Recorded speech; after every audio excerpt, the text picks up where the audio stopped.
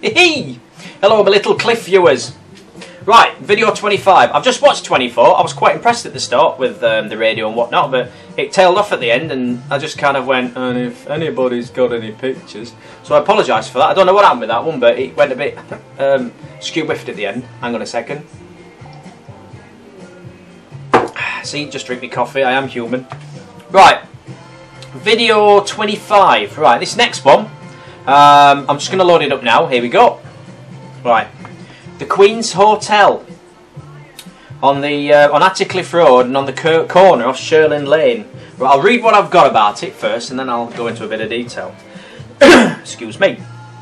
Right, formerly the Queens Hotel, once a thriving hotel, putting up many a store, including, so I read, Morty Kane.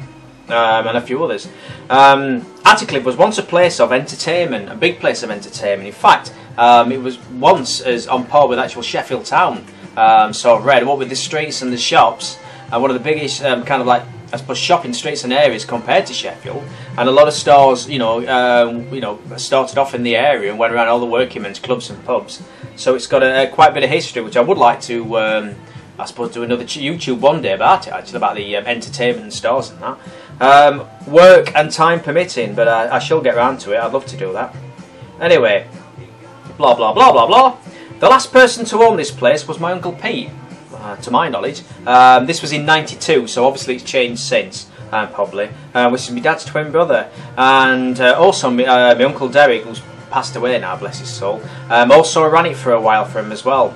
I remember going down and popping in and saying hello to him to see if he recognised me. And I think it took about 2 minutes for him to realise it was me once I'd had a drink, sort of thing. But yeah, and it hadn't changed much inside at all. It was just the original, fixtures, fittings and carpets. But as you can see, obviously doesn't thrive anymore. Which it doesn't. Looking a bit dilapidated actually, with the windows boarded up, so obviously people can't get in, as you do. I know there's a picture on Picture Sheffield, funnily enough. If you search Attercliffe Road, it comes up, Attercliffe Road, Queens Head, and kind of shows it in, I think it's the really early 80s. Not in its heyday, but, looking a lot better than it does now. So, yeah. I had to put this one in. I think it's taking a step back, actually, from the last street that I took. But, yeah. One place I always remember, because normally when I was going anywhere or whatever, I'd either go down the street where Banners was on the corner, or I'd come down this street. I know when I was a kid, used to come down this street and then turn left, and there was a sweet shop, just a few like shops up, and I'd go in there and I'd get like, I think it was 10 pence a day or something, kind of, I suppose, tuck shop money, and I never used to spend it. I used to bring it home with me, and I used to go in this little sweet shop. I can't remember the name, but I'm going to find it. And I'd go in, and I think you used to get them little tiny jelly teddy bears. You can still get them now, but you used to get 3 for a penny then. Probably about a penny a piece now, if that, and rest. And instead of giving me 3 for a penny, what the bloke used to do, he says, what I'll do is I'll weigh them out for you, and you'll get more for your money that way. So I was like, yeah, alright, okay, I'll go for that. And weigh them out, give me 10p, and then I'd go home and I'd go through a ritual, first biting the heads off, and then biting the legs off, and then eating the bellies. So I'd probably get a red one, bite its head off, put it back in the packet, and then get another one and bite its legs off. So I'd have different flavours anyway. It worked for me because it made them last a lot longer. So, and I'm not the only one. Please, somebody tell me that did that. Anyway, also just up from here on the as you kind of like move backwards up the street on the same side of where the pub is. It shows you better on the Picture Sheffield picture, but there's kind of like a little bit of a yard with a gate across. Well, just after that, there was like there was some houses, I believe, and then there was like a little yard.